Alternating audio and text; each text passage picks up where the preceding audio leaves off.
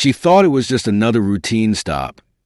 But when a racist cop crossed the line, he never expected to face a Secret Service agent. Watch as the tables turn in this jaw-dropping moment of accountability. The quiet hum of Angela Morris's black SUV blended seamlessly with the soft jazz playing on the radio. The streets were bathed in the golden hues of twilight, the sky transitioning from warm orange to a cool lavender. Angela's hands rested lightly on the steering wheel, her sharp, observant eyes scanning the road ahead. Everything about her demeanor was calm and measured, reflecting the confidence of someone who had faced far greater challenges than navigating suburban streets. Angela, in her late 30s, carried an air of quiet authority. Her tailored blazer and neatly tied hair hinted at a professional background, though nothing about her appearance screamed her real occupation. She had just finished an exhausting day, one that involved overseeing a high-priority case with her Secret Service team. The tension of the day still lingered faintly in her mind, but the soothing notes of the saxophone helped her unwind as she made her way home. The suburban neighborhood she was driving through felt peaceful, rows of neatly trimmed lawns, children's bicycles abandoned on driveways, and the occasional jogger winding down for the evening. Angela felt herself relaxing, thinking about the quiet night ahead. She had plans to review a few reports, but the promise of unwinding with a cup of tea was far more appealing. Her tranquility was interrupted by the sudden flash of red and blue lights in her rearview mirror. A police cruiser was tailing her, its sirens piercing the evening calm. Angela frowned, puzzled but not alarmed. She had been driving well within the speed limit and hadn't broken any traffic rules. With practiced precision, she checked her surroundings, slowed her car, and pulled over to the side of the road. The cruiser came to a halt behind her, and the lights continued to flash. Angela took a deep breath, her hand instinctively moving toward the glove compartment where her license and registration were stored. She had been stopped before. Of course, it was a reality she had learned to navigate, even though it came with a weight of unspoken implications. As the seconds stretched on, Angela glanced in her rear-view mirror. A tall, broad-shouldered officer in a neatly pressed uniform emerged from the cruiser. His movements were deliberate, his hand resting on his holstered weapon as he approached her car. Angela's brows furrowed slightly. Something about his posture felt off, not cautious, but commanding in a way that bordered on intimidating. Angela rolled down her window as the officer stopped by her door. Her face remained composed, though her mind was already processing the situation. This was supposed to be a routine traffic stop, but something in the air hinted that it might turn into much more. Angela sat calmly as the officer approached her car, the crunch of his boots on the gravel road breaking the otherwise still evening. The man radiated authority, but it wasn't the measured, respectful kind. His demeanor suggested dominance, an unspoken message that he was in charge. License and registration, he barked, not bothering with pleasantries or explanations. Angela nodded, maintaining her composure. Of course, officer, she replied, her voice polite yet firm. She reached into her glove compartment, carefully retrieving the documents and handing them to him. As he took them, his gaze lingered on her, narrowing slightly as if assessing her worth based on something other than her driving. His eyes flickered to her clothes, her neatly tied hair, and the interior of her car, which was immaculate except for a briefcase on the back seat. You're not from around here, are you? He asked, his tone laced with suspicion. Angela raised an eyebrow slightly, meeting his gaze. My address is on the license, she replied, not breaking eye contact. The officer, his name tag read Stevens, didn't seem satisfied. He tilted his head, smirking as if he'd caught her in some invisible lie. Nice car, Fancy briefcase. You work around here. Angela's patience was being tested, but she didn't let it show. I do, she said simply. Officer Stevens looked unconvinced. Mind telling me where? He pressed, his tone edging toward invasive. Angela hesitated for a moment, then replied, I don't believe that's relevant to why you pulled me over. Officer, could you explain the reason for the stop? Stevens's smirk faltered, replaced by a slight scowl. He straightened up, adopting a more aggressive stance. You ran a red light, he stated flatly. Angela frowned, her voice steady. I stopped at the light when it turned red. Are you certain I violated any traffic laws? Stevens's grip on her license tightened. Are you questioning me? Angela leaned back slightly, her gaze unflinching. No, officer, I'm simply clarifying. If there's been a mistake, I'm sure we can resolve it. Her calmness seemed to agitate Stevens further. He glanced at her car again, his eyes lingering on the briefcase. Step out of the vehicle, he ordered abruptly. Angela's heart rate quickened, but she remained composed. May I ask why? Step out of the car, Stevens repeated, his tone brooking no argument. Angela took a deep breath and unbuckled her seatbelt. As she opened the door and stepped out, she noticed Stevens adjusting his belt, his hand hovering near his holstered gun. The tension was palpable now, and Angela knew this wasn't just about a supposed traffic violation. The air between them grew heavy as Stevens took a step back, his eyes darting between her and the car. Whatever came next, Angela was ready. Angela stood by the side of the road, her posture composed despite the rising tension.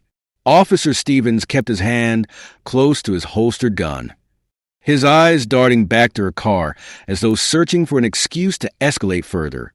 So, Stevens began, his tone sharper now. Where were you headed in such a hurry? Angela tilted her head slightly, her calm demeanor unwavering. I wasn't in a hurry. Officer, I was driving home at a normal speed. Stevens smirked, but there was no humor in it. Funny, because people like you always seem to be in a hurry, running lights, cutting corners. Angela's eyes narrowed slightly, but her voice remained steady. I'd like to understand what you mean by people like me.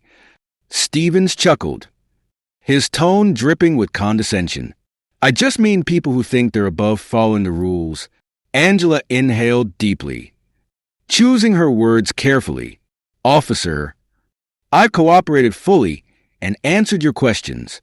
If you believe I've violated any law, I'd appreciate it if you could explain exactly what that is. Stevens ignored her statement, gesturing toward her car instead. What's in the briefcase? Angela glanced toward the back seat briefly. It's personal property. Officer, personal property? Stevens repeated mockingly. That's convenient. Mind if I take a look? Angela's expression sharpened. Without a warrant? Yes. I do mind. The officer stepped closer, his tone growing more aggressive. You're awfully confident for someone who might be hiding something. Most people cooperate if they don't have anything to worry about. Angela's jaw tightened, but she refused to be provoked. I've answered your questions, provided my documents, and complied with your instructions. Unless you have probable cause, there's no reason to inspect my belongings. Stevens bristled, his authority clearly feeling challenged. Probable cause, he sneered. You think you know the law better than I do. Angela's gaze remained steady. I know my rights, officer, and I know the law protects those rights. Stevens stared at her for a moment, his expression unreadable. Then, with a sudden motion, he gestured toward the car again. Stand by the hood. I'm going to check the car myself. Angela didn't move immediately, her instincts warning her this could spiral further out of control. Officer, I'll remind you again that you need a warrant to search my vehicle. Stevens stepped closer, his voice dropping to a near growl. I'm not going to ask you again. Stand by the hood. Angela nodded slowly, stepping toward the front of her car. She could feel the heat of his gaze on her back as she placed her hands on the hood. The situation had escalated far beyond a routine stop, and Angela knew the next moments would be critical. Angela stood by the hood of her car, her palms resting lightly on the cool metal. The sun had dipped lower, casting long shadows across the street. Behind her, Officer Stevens rummaged through her vehicle with a determination that seemed less about enforcing the law and more about proving a point. The officer opened the driver's side door. Leaning inside to inspect her dashboard and center console, he rifled through her cup holders, flipped through a notebook she had tucked away, and even pulled out a half-empty water bottle, shaking it as if expecting contraband to fall out. Angela's lips pressed into a thin line. She refused to let his actions provoke her. Though the blatant disregard for her dignity stung, she knew this was no longer about a traffic violation. This was a display of power, thinly veiled under the guise of protocol. Stevens moved to the passenger side, opening compartments and tossing items carelessly onto the seat. His movements became slower, more deliberate when he reached the back seat and spotted the locked briefcase. He grabbed it, holding it up as if he'd found definitive evidence of a crime. "What's in here?" he asked. Turning to face Angela, Angela shifted slightly, but didn't leave her position by the hood. "As I said before, officer, it's personal property." Stevens sneered. "Personal property doesn't mean much when you're trying to hide something. What's in it? Drugs? Cash? Fake IDs?" Angela's patience thinned. "It's classified material related to my work, which I've already explained. You don't have the authority to open it without a warrant." His smirk faltered, but only for a moment. He stepped closer, the briefcase dangling in his hand like bait. "Classified material? That's a good one. People like you don't usually handle classified anything." Angela felt a spark of anger rise, but quelled it instantly. "Officer, your insinuations are both inappropriate and unfounded. I've cooperated fully, but you're stepping far beyond the limits of your authority." Stevens's grip on the briefcase tightened, and he set it on the ground, his voice growing sharper. "Limits? I'm doing my job. The only person pushing limits here is you. I have every right to make sure you're not a threat." He reached for the latch of the briefcase. Angela's voice cut through the air, sharp and commanding. "Touch that briefcase without a warrant, and you'll be held personally accountable for every action you take from this moment on." The sudden authority in her voice made Stevens pause. He straightened, his brow furrowing in confusion and irritation. "Accountable?" he repeated mockingly, but there was a flicker of hesitation in his tone. Angela turned her head slightly, her gaze locking with his. The composure she'd maintained thus far was still intact, but now it carried a weight that made Stevens falter. "You're out of line, Officer Stevens, and I assure you, this won't end the way you think it will." Stevens stepped back, his confidence slipping. "Big words for someone in your position," he muttered, though his voice lacked its previous edge. Angela didn't respond immediately. She let the silence hang in the air, thick with tension. Slowly, she straightened, her hands leaving the hood of the car. "You're making a mistake," she said quietly. Stevens glanced at her, then back at the briefcase, clearly conflicted. The weight of his actions was beginning to settle in, but his pride kept him from stepping down. "Fine," he said, finally tossing the briefcase back onto the seat. "But you're not off the hook yet." Angela didn't flinch, her expression steady as she waited for his next move. She knew the moment of reckoning was near. Stevens's frustration was palpable as he stepped away from the car, muttering under his breath. The street had grown eerily quiet, the fading sunlight casting long shadows that seemed to mirror the tension in the air. Angela remained composed, her mind calculating every move. "You're awfully confident for someone under suspicion," Stevens finally said. Crossing his arms, he glared at her, his eyes narrowing in an attempt to reassert dominance. Angela straightened, folding her arms across her chest. "I'm confident because I know I haven't done anything wrong," she replied evenly. "And I also know you're well aware of that." The statement hit its mark. Stevens's smirk wavered, but he quickly masked it with a scoff. "You think you can talk your way out of this? You people always have something to hide." Angela's gaze sharpened. The words weren't just careless. They were intentional, dripping with the weight of prejudice. "You're stepping into dangerous territory." "Officer," she said, her voice calm but laced with steel. Stevens took a step closer, invading her personal space. "Dangerous? Let me remind you, I'm the one in control here." For a moment, Angela didn't move. Then, with deliberate slowness, she reached into her blazer pocket. Stevens's hand shot to his holster, his body tensing. "Don't even think about it," he barked. Angela paused, her hands clearly visible. "Relax. Officer, I'm not a threat. I'm just reaching for something that will clear up this little misunderstanding." Her calmness unsettled Stevens, but he didn't lower his guard. Angela continued, pulling out a sleek black wallet and flipping it open. The polished badge inside gleamed under the fading sunlight, its unmistakable seal reflecting authority. "Special Agent Angela Morris," she announced, her voice firm and unyielding. "United States Secret Service." The silence that followed was deafening.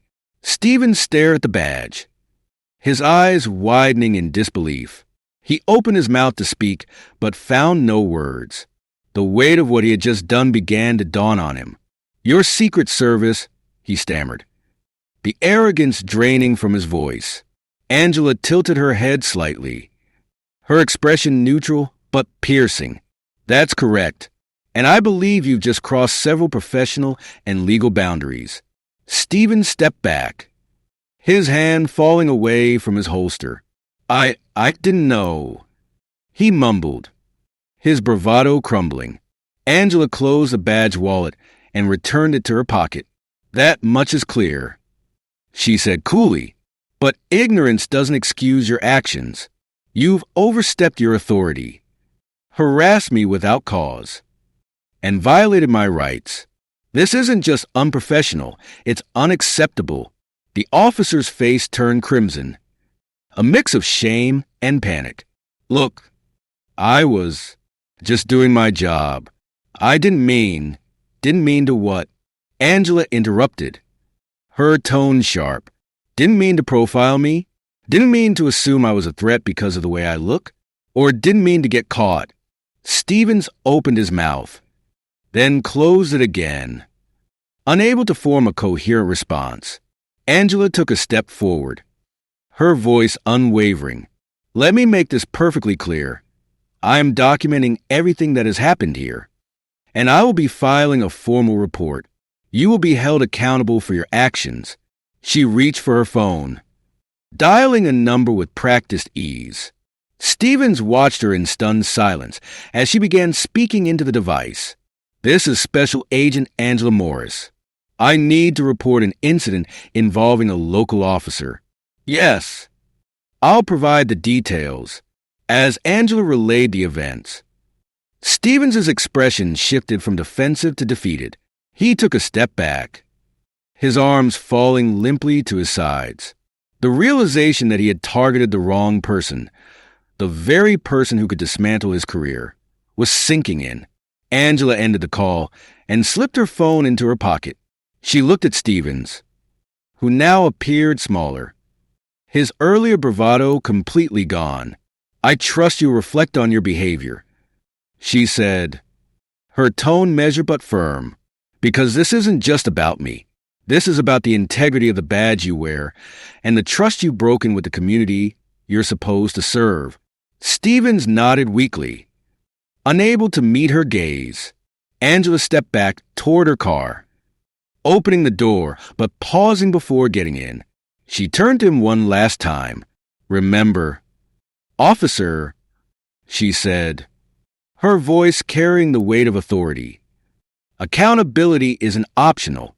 As Angela drove away, Stevens stood frozen by the side of the road, the weight of his actions pressing down on him like a storm cloud. Angela drove away, her calm exterior masking the simmering anger beneath. She replayed the events in her mind, analyzing every detail of Stevens's behavior. This wasn't just about her. It was about every person who had faced similar prejudice without the protection of a badge like hers. Arriving at her home, Angela parked and immediately began documenting the encounter. Her laptop screen glowed as she typed, each word precise and thorough. The report included every detail.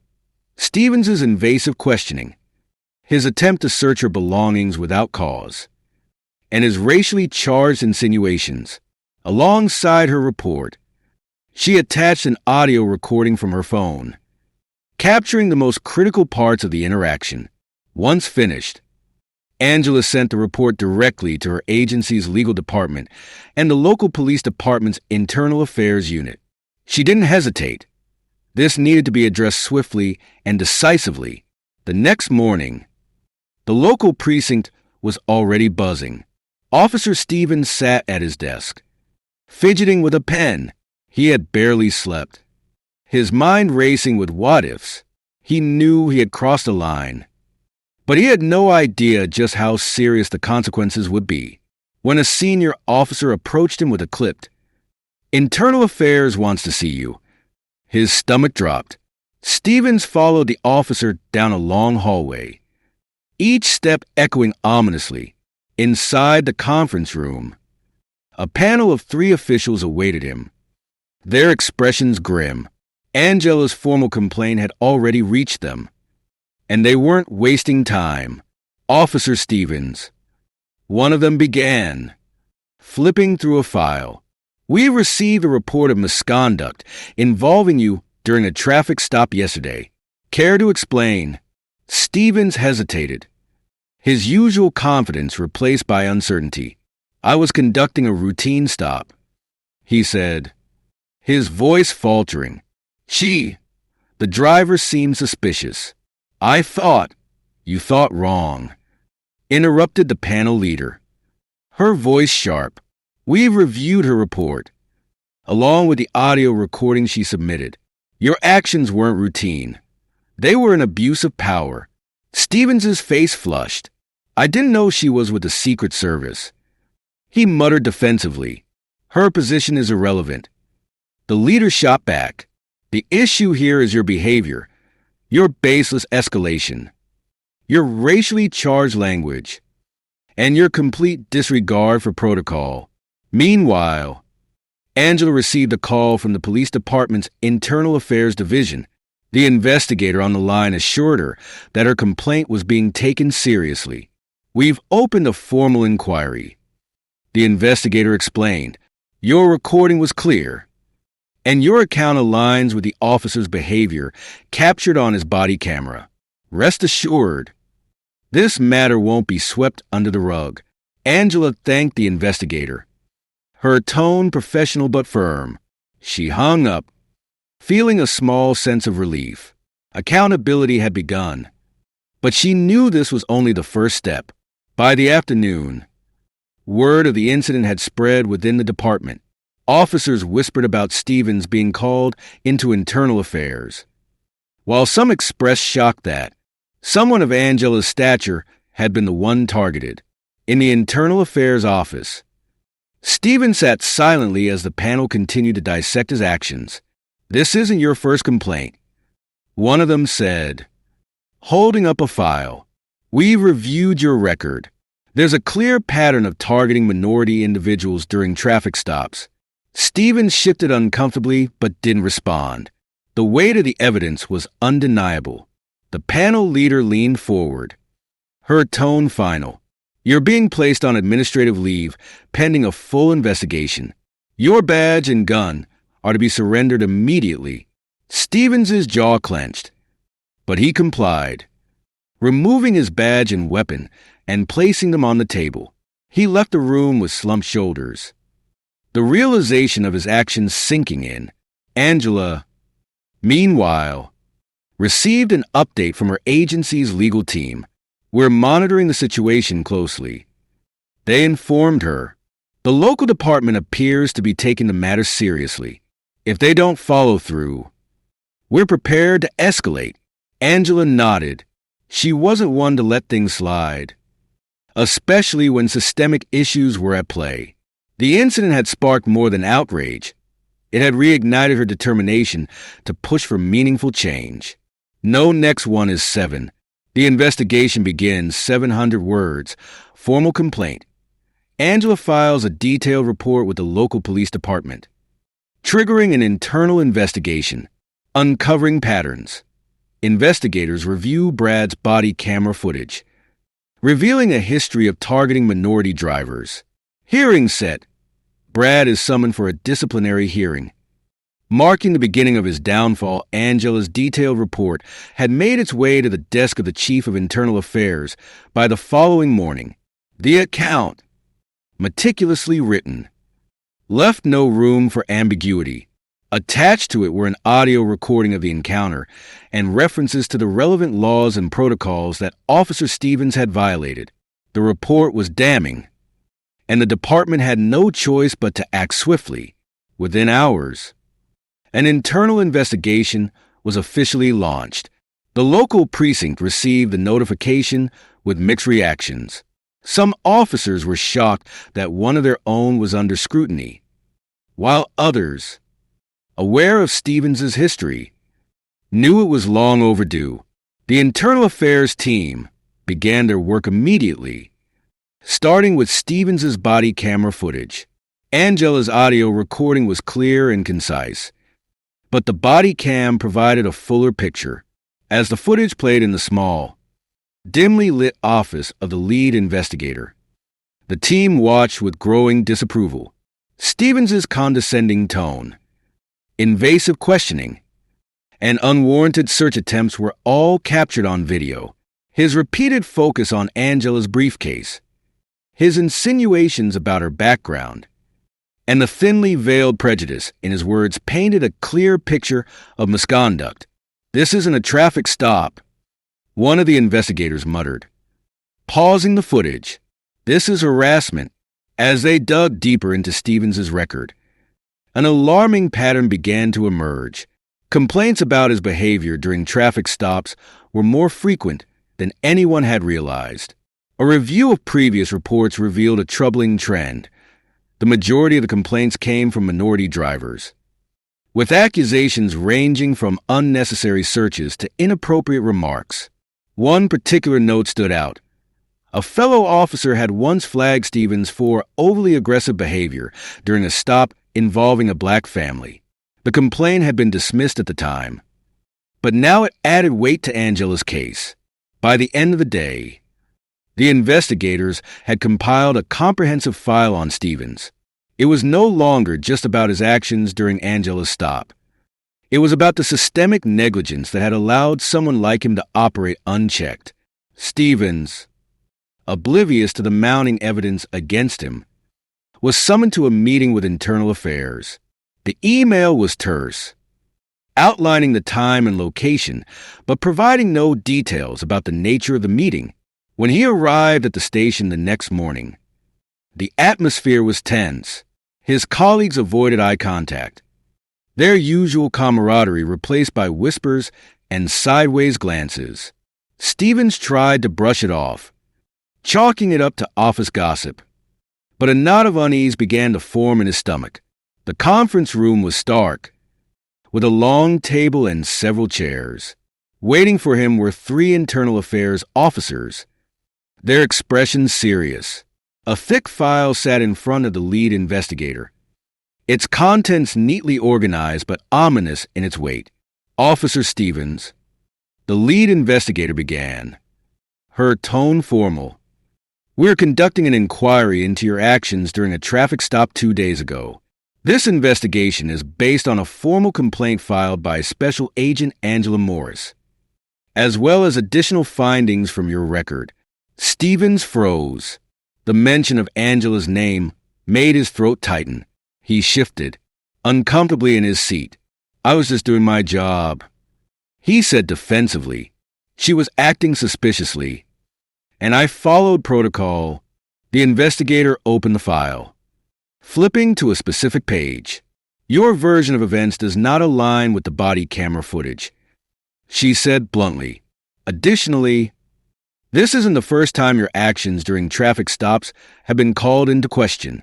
Would you like to explain why there are multiple complaints of racial bias and abuse of power linked to your name? Stevens's confidence wavered. Those complaints were baseless, he insisted, his voice rising slightly. People just don't like being pulled over. The investigator didn't flinch. This is no longer about perception. Officer Stevens, the evidence speaks for itself. Your actions during the stop in question were not only unprofessional but unlawful. You've breached protocol and undermined the trust this department is meant to uphold. Angela, meanwhile, was kept informed of the investigation's progress. She had received updates from the internal affairs team, each one confirming that her actions had been the right choice. The system was finally working, at least in this instance, to hold someone accountable. A disciplinary hearing was scheduled for Stevens. The hearing, set to take place within a week, would determine his fate within the department. For Angela, this was only part of the resolution. She knew that Stevens's actions were symptoms of a much larger problem, one that wouldn't be solved by simply punishing him. As she prepared for the hearing, Angela also began drafting proposals for systemic changes within the department, determined to ensure that this was more than just a single victory. News of the incident spread quickly. What began as a private matter within the police department soon became a public story when a leaked copy of Angela's complaint surfaced online. Social media platforms lit up with outrage as the details of Officer Stevens' actions were shared and dissected. The hashtags #JusticeForAngela and #RacistCopExposed began trending, amplifying the conversation far beyond the local community. Angela's professional demeanor and her position as a Secret Service agent drew immediate attention. Many were struck by the fact that even someone of her stature could face such blatant harassment. If this can happen to her, one viral tweet read, "Imagine what happens to those without the power to fight back." The local community, particularly minority residents, rallied around Angela's story. Many saw it as a reflection of their own experiences with law enforcement, unjust stops, prejudice questioning, and systemic abuse of power. A grassroots coalition of activists organized a rally outside the police department, demanding accountability not just for Stevens, but for the department's broader culture. At the rally, a crowd of several hundred gathered with signs that read "End racial profiling and protect. Don't harass." Speakers shared their stories, some recounting eerily similar encounters with Stevens or other officers like him. One young man stepped up to the microphone, his voice steady but charged with emotion. "I was pulled over 3 times in 1 month for driving my mom's car," he said. "Every time." The officer questioned if the car was mine, because apparently black kids can't drive decent cars without being criminals. His words drew murmurs of agreement and shouts of support from the crowd. Angela, standing in the background, listened intently. She wasn't there to speak. Her focus was on observing and understanding the community's pain. Every story she heard reinforced her determination to push for change. Meanwhile, the police department faced growing scrutiny. Community leaders met with the department's leadership, demanding transparency in the investigation and broader reforms to address systemic issues. Chief Thompson, the head of the department, held a press conference to address the controversy. "We take these allegations very seriously," he said, his tone measured but somber. "We are committed to ensuring a thorough investigation and holding any officer found in violation of our standards accountable." His words were met with mixed reactions. Some appreciated the acknowledgement, but others were skeptical, pointing out that Stevens's behavior was part of a larger pattern that had been ignored for too long. In the days that followed, Angela's story continued to dominate local news cycles. Journalists dug into Stevens's record, uncovering the same troubling history that Internal Affairs had identified. Editorials called for his immediate dismissal and for reforms to prevent similar incidents in the future. Angela remained measured in her public responses. When approached by reporters, she emphasized the need for structural change. "This isn't just about one officer," she said during a brief statement. "This is about a system that allows officers like him to act without accountability. Change won't come from one complaint. It will come from a commitment to doing better as a whole." Her words resonated, sparking conversations not just about Stevens, but about the broader issues of racial profiling and abuse of power within law enforcement. By the end of the week, the momentum had reached a critical point. Community groups and local activists announced plans to hold forums where residents could share their experiences and propose solutions. Angela was invited to participate as both a guest and a collaborator. The rallying cry was clear. This wasn't just about punishing Stevens. It was about dismantling the culture that had enabled him. And Angela, with her poise, professionalism, and first-hand experience, had become a symbol of that fight. The uproar following the incident created a ripple effect that reached far beyond Officer Stevens. The police department, under mounting pressure from both the public and internal scrutiny, announced a commitment to implement reforms aimed at rebuilding trust with the community. For Angela, this was an opportunity to channel the momentum into meaningful change. Angela was invited to participate in a special task force convened by Chief Thompson. The task force included police officials, community leaders, and legal experts, all working together to identify the root causes of systemic issues within the department. Angela's experience as a Secret Service agent gave her a unique perspective on accountability and professional conduct. During their first meeting, Angela didn't hold back. "This isn't just about training," she stated firmly. "It's about changing the culture.